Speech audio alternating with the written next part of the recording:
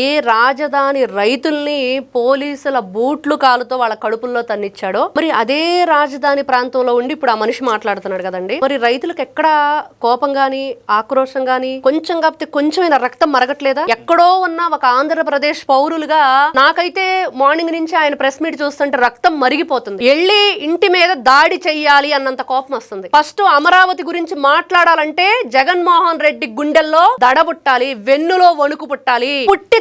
మనం రైతంటే అన్నం పెట్టేవాడే కాదు, రైతంటే పండించేవాడే కాదు, భూమిని ఏ విధంగా దున్ని సాగు చేసి ఎంత కష్టాన్నైనా భరించి 10 మందికి భోజనం పెడతాడు. అంత కష్టపడి అంత పొలం చాకిరీ చేసి అంత దమ్మున్న రైతు ఈ రోజున జగన్మోహన్ రెడ్డిని దడబుట్టించలేడా? భయం ఏంటో చూపించలేడా? ఈ రోజున ఏ రాజధానిలో నువ్వు ఉండి ఏ అమరావతి ప్రాంతంలో ఉండి ప్రెస్ మీట్ పెట్టి మాట్లాడుతున్నావు? ఎంత ధైర్యం ఉంటే మాట్లాడతావు? How dare Jaganmohan Reddy? అంత ధైర్యం ఎక్కడి నుంచి వస్తుంది నీకు? అమరావతి రైతులు మరి ఏం చేస్తున్నారో తెలియదు కానీ నిజంగా మీరు పడిన కష్టానికి, మీరు అనుభవించిన ఆ నరక యాతనకి జగన్మోహన్ రెడ్డికి వెన్నులో వణుకు పుట్టాలి. మళ్ళీ గుర్తు చేసుకోండి. తాడేపల్లి ప్యాలెస్ కు రావాలన్నా, అమరావతి గురించి ఆలోచించాలన్న మాట్లాడటం దేవుడికి ఎరుగు. జే బ్యాచ్ ఆలోచనలకు రావాలన్నా కూడా వాళ్ళకు ఒక రకమైన షివరు ఫీవర్ అన్ని రావాలండి.